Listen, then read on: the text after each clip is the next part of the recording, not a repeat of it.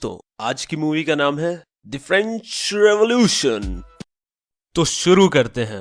14 जुलाई 1789, Paris. पूरे शहर में हड़कंप मचा हुआ था। लगभग 7,000 लोग इकट्ठा हो रखे थे। वो इकट्ठा हुए थे लड़ने के लिए। वो राजा से तंग आ चुके थे, क्योंकि राजा अपनी प्रजा को भूलकर सारा ध्यान रानी पर रखता था। उस दिन लोग बंदूक लेकर बैस्टील में घुस गए। बैस्टील एक जेल का नाम है। सारे लोग उस जेल से नफरत करते थे, क्योंकि वो जेल राजा की ताकत दिखाता था। गुस्से में पागल लोगों ने जेल के कमांडर को भी मार दिया और सारे प्रिजनर यानी कैदियों को छुड़ा दिया। ये फ्रेंच रेवोल्यूशन में एक यादगार दिन था। अरे यार, रेवोल्यूशन का मतलब तो बताना भूल ही गया। तो भाई, रेवोल्यूशन का मतलब होता है जब बहुत सारे लोग इकट्ठा हो जाएं और एक बहुत बड़ा पॉलिटिकल चेंज लेके आए, और ये सब होता है बहुत ही कम समय में, तो उसे रेवोल्यूशन कहते हैं। तो अब हम पढ़ेंगे फ्रांस की हिस्ट्री। वो अलग बात है कि हमें इंडिया की हिस्ट्री ढंग से नहीं पता, तो फ्रांस की तो घंटा ही पढ़ पाएंगे। तो 14 जुलाई 1789 के दिन जो राजा के प्रति गुस्सा दिखाया गया, उसके कारण क्या थे और ये सब शुरू कैसे हुआ, इस चैप्टर में हम यही पढ़ेंगे। ये सब जानने के लिए हमें फ्लैशबैक में जाना पड़ेगा। तो जिसके कारण पूरे शहर में हुड़दंग मचा हुआ था, उसका नाम था लुइस 16। भाई, मुझे तो लुइस 6 पे तरस आ रहा है। बेचारा राजा होकर भी उसने वो जिंदगी गुजारी जो एक क्लास में रोल नंबर 6 की होती है। मैं तो यही कहूँगा, अपने बच्चों का नाम कभी भी ए से मत रखना, और जिनका रोल नंबर 6 है, भाई कुछ भी कर, नाम चेंज करा ले, सेक्शन चेंज करा, क्लास चेंज करा, लेकिन उधर से निकल जा। तो बात करते हैं लुइस 16 की। वो बर्बन फैमिली का था। बर्बन वैसे तो बिस्किट का नाम है, लेकिन यहाँ उसकी फैमिली का है। सही में यार, इन लोगों को नाम रखने नहीं आते। उसे 1774 में फ्रांस का राजा बना दिया गया, और 20 साल की उम्र में उसकी बर्बादी हो गई, शादी हो गई। उसकी रानी बनी ऑस्ट्रिया की राजकुमारी मरिया, और मैं दावे के साथ कह सकता हूं इनके बच्चे का नाम पक्का लुइस 17 रखा गया होगा। लुइस 16 के टाइम पर फ्रांस का राजकोष यानी गवर्नमेंट का पैसा लगभग खत्म हो गया था। और ये क्यों हुआ था, ये हमसे पूछा जाएगा एग्जाम में, और हमें बताने होंगे पूरे 5 पॉइंट। तो ध्यान से सुनो। पहला, फ्रांस को लड़ाई बहुत पसंद थी और उनके वॉर कई सालों तक चले, और वॉर में तो पैसा लगना ही है, जिसके कारण उनके पैसे खत्म हो गए। दूसरा, फ्रांस में एक जगह थी वर्साइल, जहां पे एक बहुत ही बढ़िया पैलेस था। वो बहुत ही सुंदर था, बिल्कुल मेरे सपनों के घर जैसा, और इस महल जैसे घर को मेंटेन करने में ही बहुत सारा पैसा लग जाता था। तीसरी बड़ी बात, फ्रांस का दुश्मन था ब्रिटेन, तो अमेरिका की 13 कॉलोनी ब्रिटेन के अंडर में आती थी। तो लुइस 16 ने उन 13 अमेरिकन कॉलोनीज को वॉर से इंडिपेंडेंस दिलवा दिया, और अगेन वॉर में पैसे खर्च होते हैं। इससे फ्रांस कर्ज में डूब गया। उस टाइम पर फ्रांस की करेंसी थी लुइर, जो 1794 के बाद बंद हो गई, तो फ्रांस पर लगभग 2 बिलियन लुइर का कर्ज चढ़ गया था। चौथा पॉइंट, जिन्होंने सरकार को कर्ज दिया वो सरकार से 10% का इंटरेस्ट लेते थे, जिससे सरकार के बजट का बहुत बड़ा हिस्सा इंटरेस्ट पे करने में ही निकल जाता था। पांचवा और लास्ट पॉइंट, यार सरकार के और भी खर्चे होते हैं, जैसे पोस्ट ऑफिस मेंटेन करना, यूनिवर्सिटी मेंटेन करना, गवर्नमेंट ऑफिसर्स को सैलरी देना, तो इन सब में भी बहुत पैसा खर्च होता है। तो यही सारे कारण थे जिनकी वजह से सरकार को टैक्स बढ़ाना पड़ा। तो अब हम बात करेंगे उस समय की सोसाइटी की। तो तब फ्रांस के लोग 3 एस्टेट में बटे हुए थे, first, second and third estate. First estate में वो लोग आते थे जो चर्च में काम करते हैं, और इन लोगों को लोग क्लर्जी कहते थे। सेकंड एस्टेट में आते थे राजा, मंत्री और बाकी गवर्नमेंट के बड़े लोग, और इन्हें लोग नोबिलिटी कहते थे। थर्ड एस्टेट में आते हैं आम इंसान, जैसे बिजनेसमैन, मर्चेंट, लॉयर और सबसे ज्यादा अपने किसान भाई और नौकर लोग। तो इस तरह बनी हुई थी फ्रांस की सोसाइटी। फ्रांस में उस समय 90% पॉपुलेशन किसानों की थी, पर उनमें से कुछ ही किसान थे जिनके पास खुद की जमीन थी। 60% जमीनें चर्च, नोबल और थर्ड एस्टेट के अमीर लोगों के पास थी। ऊपर से क्लर्जी और नोबिलिटी को कुछ सुविधाएं दी जाती थी। उन सुविधाएं यानी प्रिविलेजेस में से एक था एग्जेम्पशन फ्रॉम टैक्स, मतलब उन्हें टैक्स ही नहीं देना पड़ता था। तो सिर्फ थर्ड एस्टेट को ही टैक्स भरना पड़ता था। क्लर्जी और नोबिलिटी को और भी प्रिविलेजेस मिलते थे, जैसे थर्ड एस्टेट के लोगों से काम करवाना। थर्ड एस्टेट पर कई टैक्स लगे हुए थे। चर्च भी थर्ड एस्टेट से टैक्स लेता था। उसका नाम था थाइस, जिसमें वो अपनी फसल का 10% चर्च को दे देते थे। उन पर एक डायरेक्ट टैक्स भी था जिसका नाम था टाइल, और भी न जाने दुनिया भर के टैक्स उन पर लगे हुए थे।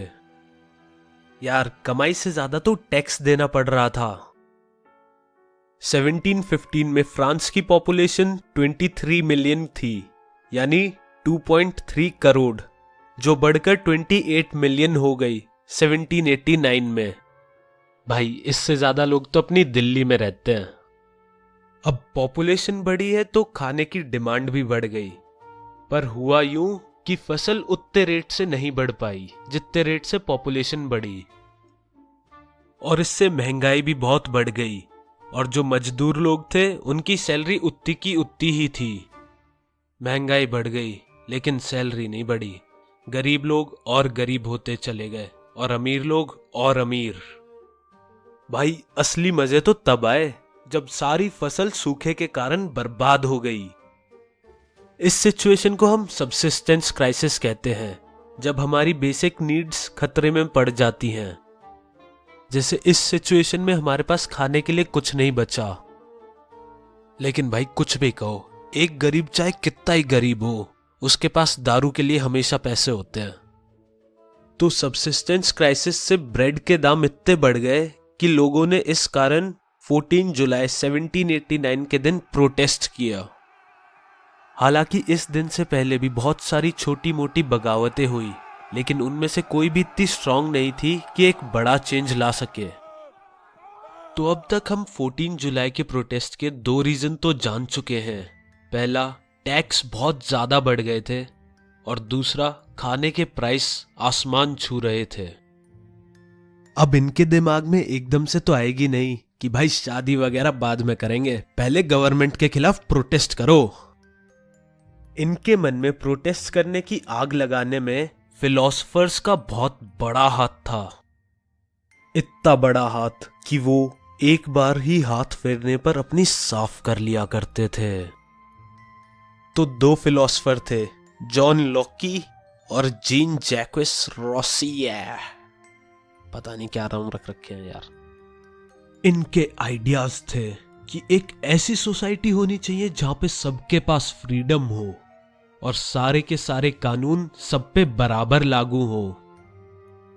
इन्हीं आइडियाज पर जॉन लॉकी ने 2 ट्रीटीज ऑफ गवर्नमेंट लिखी, जिसमें उसने मोनार्की सिस्टम को बेकार बताया और तरह तरह की गलतियां गिना दी।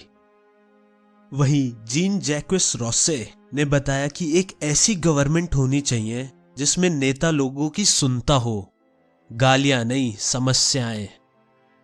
ये सब उसने अपनी एक किताब में लिखा, द सोशल कॉन्ट्रैक्ट। एक और पहुंचा हुआ फिलोसफर था, मॉन्टेस्क्यू। सब अपना ज्ञान झाड़ रहे थे तो ये भी अपना ज्ञान लेके आ गया। तो ये महाशय बोले कि गवर्नमेंट की जो 3 ब्रांचेस होती हैं, लेजिस्लेचर, एग्जीक्यूटिव और जुडिशरी, उनके बीच पावर डिवाइडेड होनी चाहिए। तो इन फिलोसफर्स के आइडिया चाय की नुक्कड़ से लेके दारू के ठेके तक डिस्कस हुआ करते थे। दोस्तों, लास्ट टाइम हमने देखा बगावत के बीज बो दिए गए थे और फ्रांस की इकोनॉमी के बहुत बुरे लग गए थे, जिससे सोल्वे लुइस को टैक्स बढ़ाने पड़े। तो उस टाइम पर टैक्स बढ़ाने की पावर सिर्फ मोनार्क यानी राजा के पास नहीं होती थी। टैक्स बढ़ाने के लिए एस्टेट जनरल की मीटिंग बुलानी पड़ती थी। तो एस्टेट जनरल में तीनों एस्टेट के रिप्रेजेंटेटिव यानी नेता आते थे और फिर टैक्स के प्रपोजल पास होते थे। लास्ट टाइम एस्टेट जनरल की मीटिंग 1614 में हुई थी और एस्टेट जनरल की मीटिंग बुलाने की पावर सिर्फ मोनार्क के पास होती है। तो 5 मई 1789 को लुइस 16 ने टैक्स बढ़ाने के लिए एस्टेट जनरल की मीटिंग बुलाई, जो वर्साइल के हॉल में हुई। तो भाई उधर का सीन कुछ ऐसा था।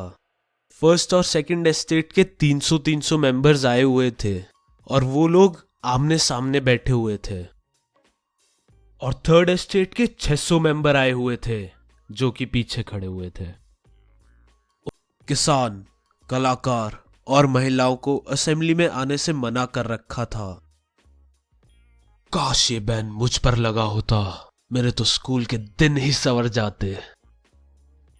खैर छोड़ो। तो थर्ड एस्टेट वाले 40,000 शब्दों में अपनी मांगे लेके आए, जो धरी की धरी रह गई। अब जर्नल एस्टेट का वोटिंग सिस्टम देखते हैं। तो 3 एस्टेट थे, तो तीनों के पास एक एक वोट होता था, और लुइस की 16वीं औलाद उसी हिसाब से वोटिंग कराना चाहती थी। पर थर्ड एस्टेट के लोग जानते थे कि फर्स्ट एस्टेट और सेकंड एस्टेट के लोग अगर मिल गए तो उन पर और टैक्स बढ़ाने वाला प्रपोजल आराम से पास हो जाएगा, और थर्ड एस्टेट वालों का तो कट जाएगा, बुरा वाला। और इसलिए वो चाहते थे कि वोटिंग का तरीका बदला जाए।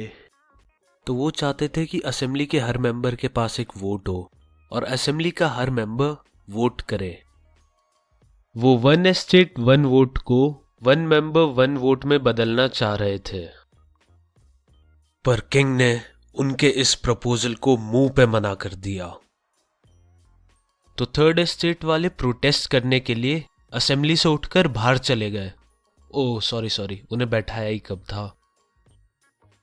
इस घटना पर भी क्वेश्चन आ सकता है, और जो बात मैं अब करने जा रहा हूं वो तुम्हारे रिलेशनशिप जितनी ही इंपॉर्टेंट है।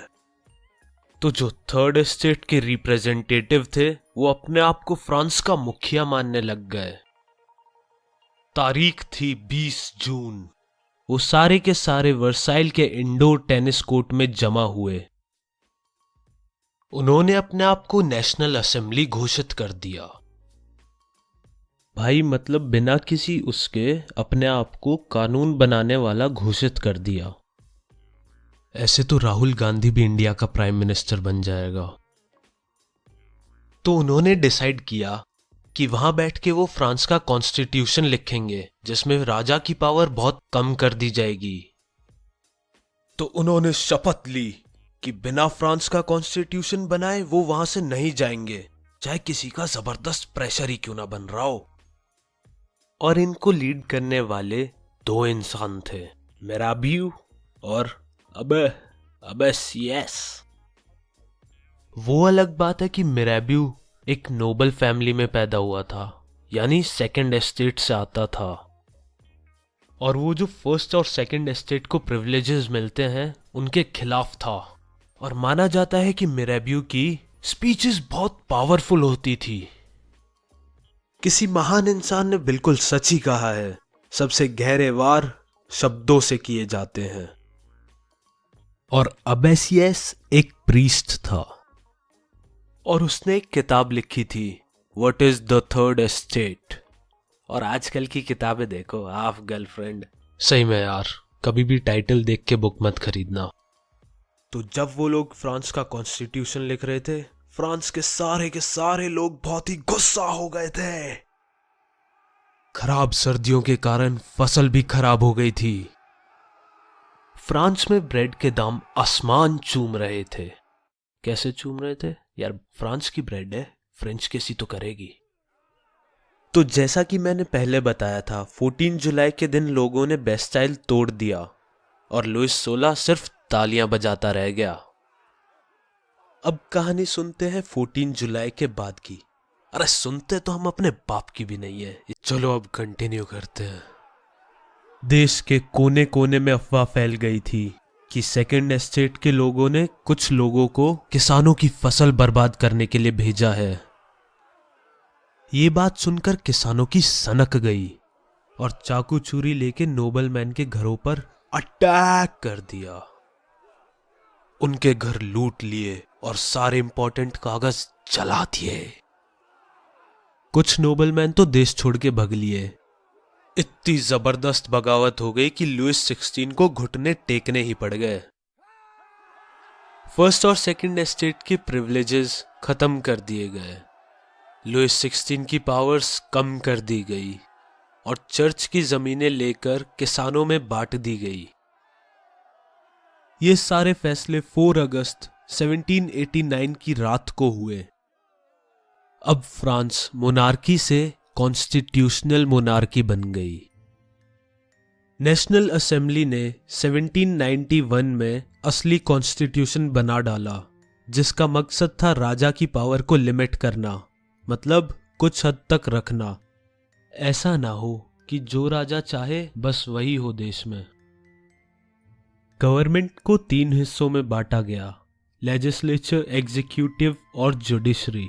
तीनों के मतलब तो सबने पढ़े ही होंगे, पर जो बेचारे कमीने दोस्तों की वजह से नहीं पढ़ पाए, उनको अब मैं शॉर्टकट में समझाऊंगा। लेजिस्लेचर ये वो डिपार्टमेंट है जो रूल बनाता है, जैसे इंडिया का पार्लियामेंट हो गया। एग्जीक्यूटिव ये वो डिपार्टमेंट है जो देखता है कि हाँ भाई, जो रूल्स बने हैं वो फॉलो हो रहे हैं कि नहीं हो रहे हैं। जैसे इंडिया में आईएएस ऑफिसर वगैरह, और अपने स्कूल में यार एचएम मैम दिमाग खराब करके रख रखा है। और कोई रूल फॉलो ना करे तो उसे जुडिशरी देखती है, यानी कोर्ट। तो सिविक्स में इन पर 3-4 चैप्टर हैं, तो आराम से बैठ के पढ़ना। तो फ्रांस का पॉलिटिकल सिस्टम कुछ ऐसा हो गया था कि 28 मिलियन की जनसंख्या में से सिर्फ 4 मिलियन लोग ही वोट दे सकते थे। तो वो मैं तुम्हें थोड़ी देर बाद बताऊंगा कि वो कौन से प्राणी थे जो वोट दे सकते थे। तो फिर 4 मिलियन लोग 50,000 इलेक्टर्स चुनते थे और एक जज भी। और वो 50,000 इलेक्टर में से वोटिंग के थ्रू 745 मेंबर्स चुनते थे नेशनल असेंबली के लिए, और वो किंग पर कंट्रोल रखते थे। किंग के पास बची थी वीटो पावर, यानी किंग की मर्जी के बिना कुछ भी नहीं होगा। और नेशनल असेंबली मंत्रियों पर भी कंट्रोल रखती थी। देखा जाए तो फ्रांस के सिटीजन इनडायरेक्टली नेशनल असेंबली चुनते थे, क्योंकि सिटीजन इलेक्टर्स के लिए वोट करते थे और इलेक्टर्स नेशनल असेंबली के लिए वोट करते थे। तो अब मैं बताऊंगा किस किस प्रकार के प्राणी वोट डाल सकते थे। उससे पहले एक छोटी सी बात, जो वोट डाल सकते थे उन्हें फ्रांस में एक्टिव सिटीजन कहा जाता था, और जो वोट नहीं डाल सकते थे उन्हें पैसिव सिटीजन कहा जाता था। एक्टिव सिटीजन के अंडर वो लोग आते थे जिनका सेक्स मेल हो और जिनकी उम्र 25 साल से ज्यादा हो, और एक मजदूर की 3 दिन की दिहाड़ी जितना टैक्स देता हो, सिर्फ वही वोट कर सकता है।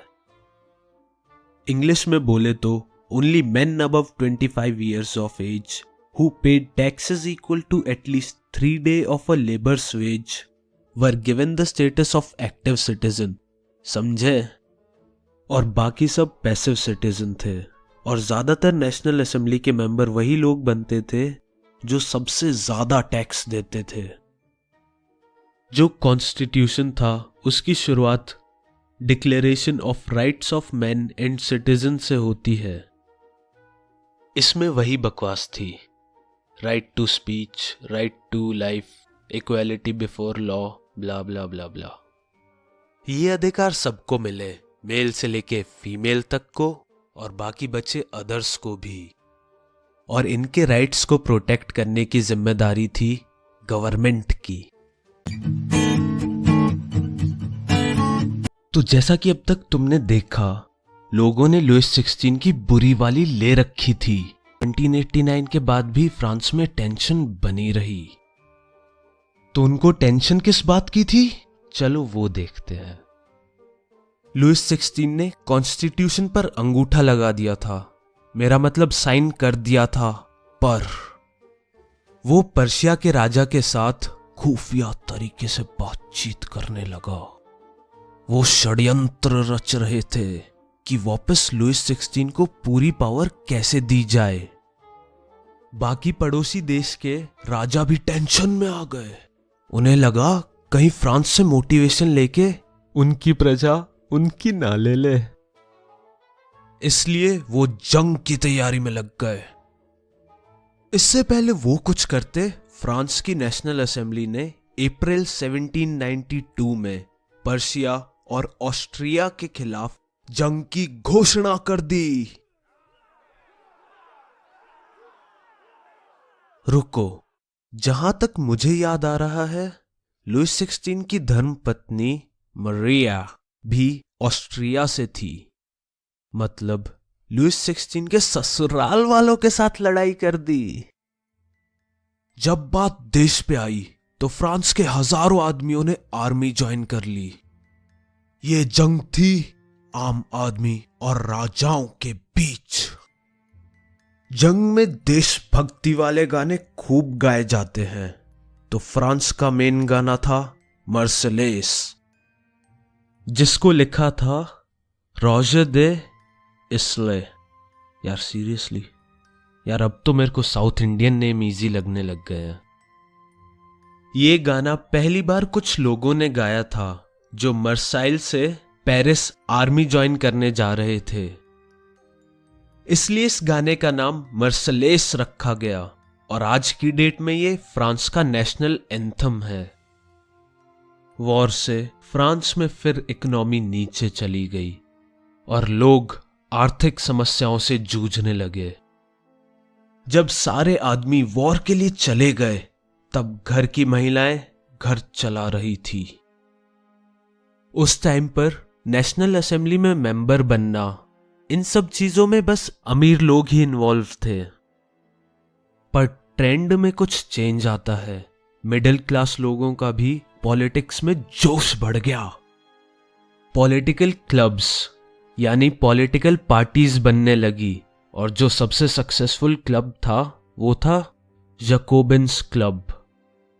तुम सोच रहे होगे क्लब वो होता है जहां पे दारू पार्टी होती है और पोल डांस होता है, तो तुम सही सोच रहे हो।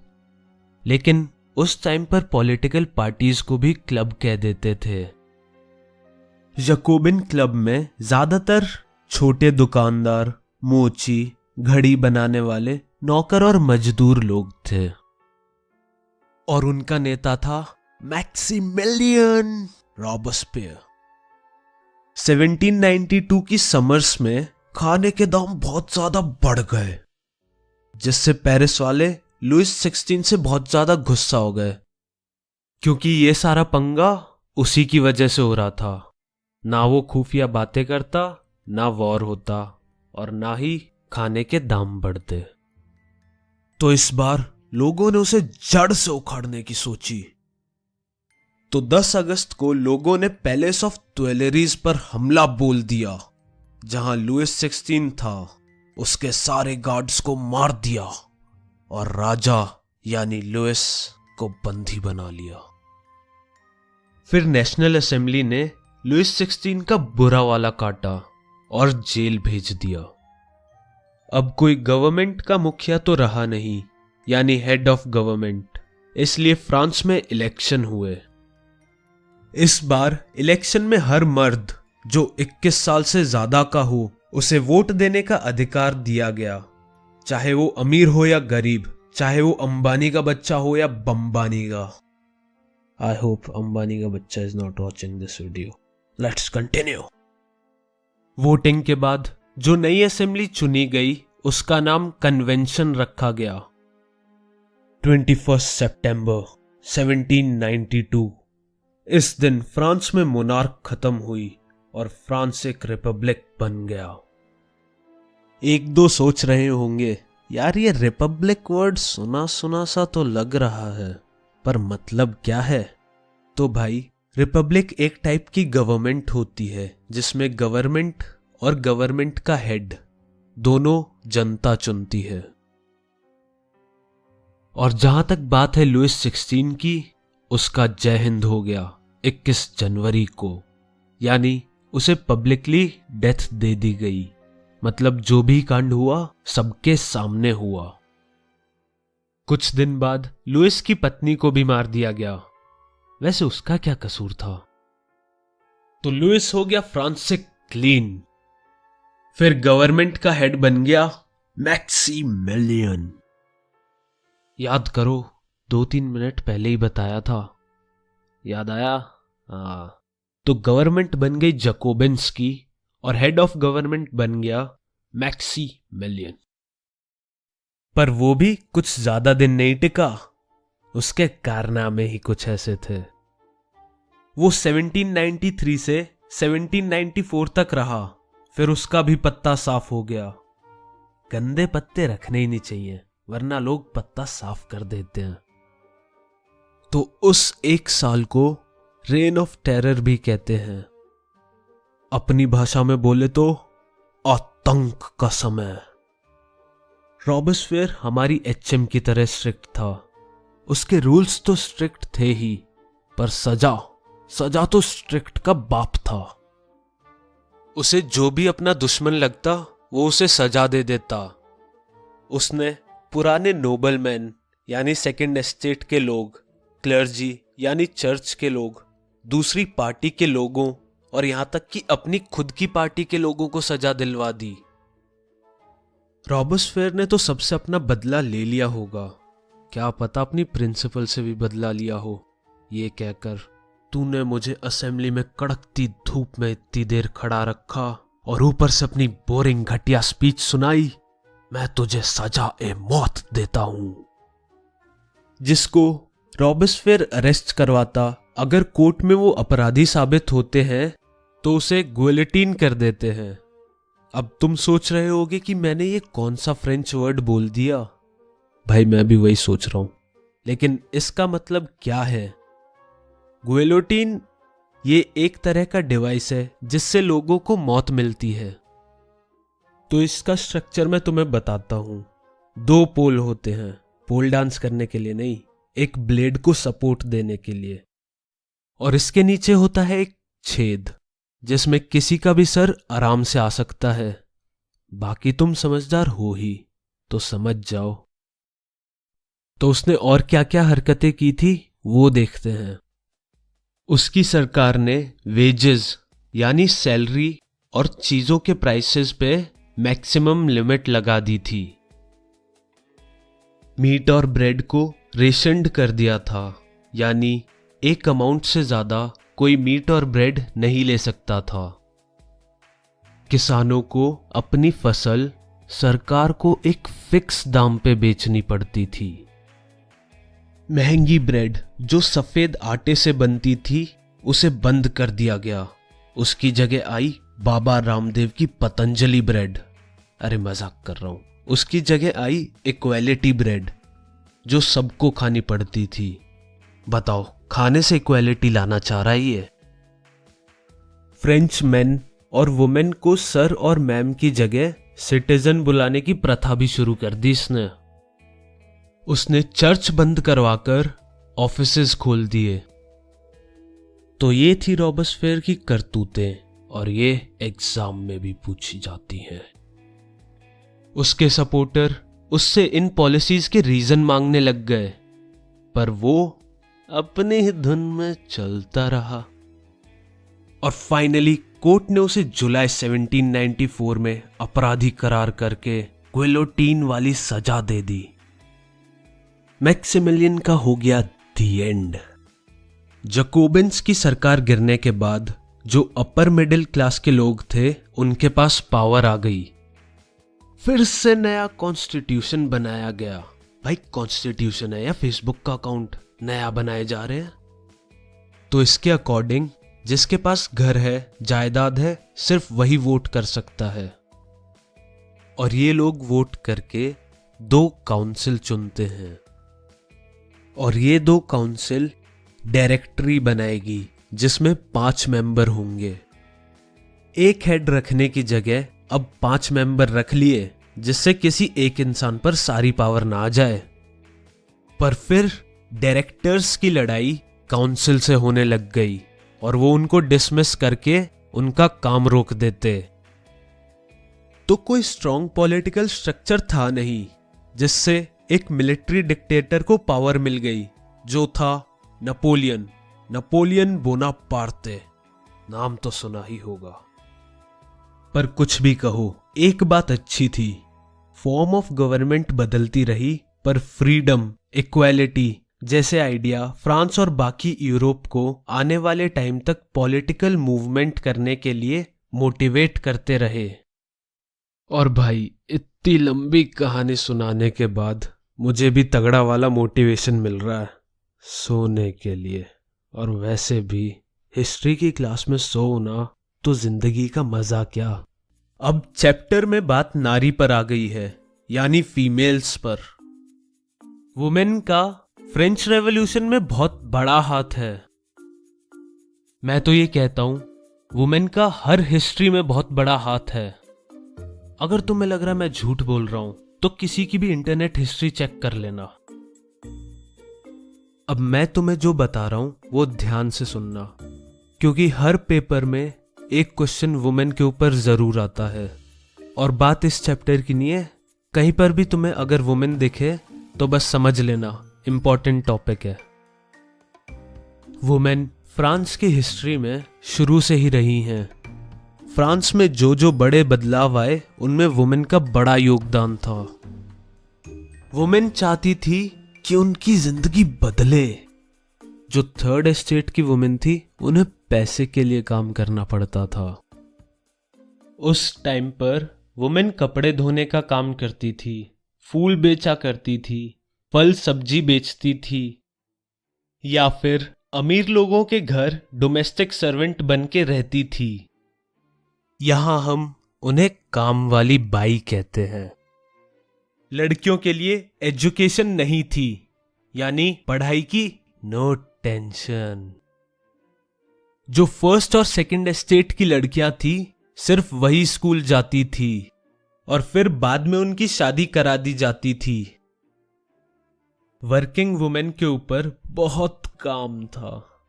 फैमिली को देखना, खाना बनाना, कुएं से पानी लाना, ब्रेड खरीदने के लिए लाइन में लगना। और उनकी तनख्वाह भी मर्दों से कम होती थी। वुमेन्स अपनी डिमांड पूरी करवाने के लिए पॉलिटिकल क्लब और अखबार खोल लेती है। उस टाइम 60 वुमेन पॉलिटिकल क्लब बने और इनमें से जो सबसे फेमस था वो था the society of revolutionary and Republican women. अब इनकी डिमांड सुनते हैं। वुमेन चाहती थी कि उन्हें पॉलिटिकल राइट्स मिलें, क्योंकि जब 1791 का कॉन्स्टिट्यूशन बना वो दुखी हो गए, क्योंकि उन्होंने उनको मेकअप का सामान तो दिया पर राइट टू वोट नहीं दिया। वुमेन राइट टू वोट चाहती थी, साथ में वो पॉलिटिकल रिप्रेजेंटेशन भी चाहती थी, यानी लेजिस्लेटिव असेंबली में मेंबर बनना। उनका ये सपना तो सपना रह गया, पर उनकी लाइव्स इंप्रूव करने के लिए गवर्नमेंट ने बहुत सारे लॉ बनाए। चलो उन्हें देखते हैं। गवर्नमेंट ने स्टेट स्कूल बनाए और लड़कियों के लिए स्कूल जाना कंपलसरी कर दिया। दूसरा, अब लड़कियों को अपनी इच्छा से शादी करने का हक मिल गया। अब उन पर कोई दबाव नहीं बना सकता था, 12वीं में पास हो जाइए वरना शादी करा देंगे तेरी। तीसरा, मैरिज को एक कॉन्ट्रैक्ट बना दिया था और उसे हमें रजिस्टर करना पड़ता था सिविल लॉ के अंडर। अच्छा, शादी के बाद क्या आता है? नहीं यार, बच्चे नहीं, बच्चे तो इंडिया में आते हैं, फ्रांस की बात कर रहे हैं। बिल्कुल सही, डिवोर्स। गवर्नमेंट ने शादी के बाद सोची डिवोर्स की, डिवोर्स को लीगल कर दिया। पति या पत्नी दोनों में से कोई भी डिवोर्स फाइल कर सकता था। अब बात पति पत्नी पर आ गई है तो एक जोक तो बनता है। एक बार कोर्ट में डिवोर्स का केस चल रहा था तो जज ने फैसला सुना दिया, तलाक के बाद पति अपनी आधी सैलरी पत्नी को देगा। पति खुश होकर कहता है, चलो साला अब तो आधी सैलरी मेरे पास आएगी। तो बात को आगे बढ़ाते हैं तो वुमेन को जॉब के लिए ट्रेनिंग देनी भी शुरू कर दी। अब वो अपना छोटा मोटा बिजनेस खोल सकती थी या फिर आर्टिस्ट भी बन सकती थी। पर वुमेन को पॉलिटिकल राइट्स अभी भी नहीं मिले, जैसे राइट टू वोट वगैरह वगैरह। तो इसके लिए स्ट्रगल चलता रहा। जब आतंक का समय आया, यानी मैक्सिमिलियन की सरकार आई, तो उसने सारे वुमेन पॉलिटिकल क्लब्स बंद करवा दिए। उसने वुमेन को बैन कर दिया पॉलिटिक्स में आने से। जो वुमेन की इंपॉर्टेंट लीडर्स थी उनको अरेस्ट कर दिया और मार दिया। और ये 2-3 पॉइंट्स तुम उसकी करतूतों में भी लिख सकते हो जो हमने पिछले वीडियो में देखे थे। पर वुमेन की राइट टू वोट की जिद अगले कई सालों तक चलती रही और उन्हें आखिरकार 1946 में राइट टू वोट मिल गया। चलो बाय।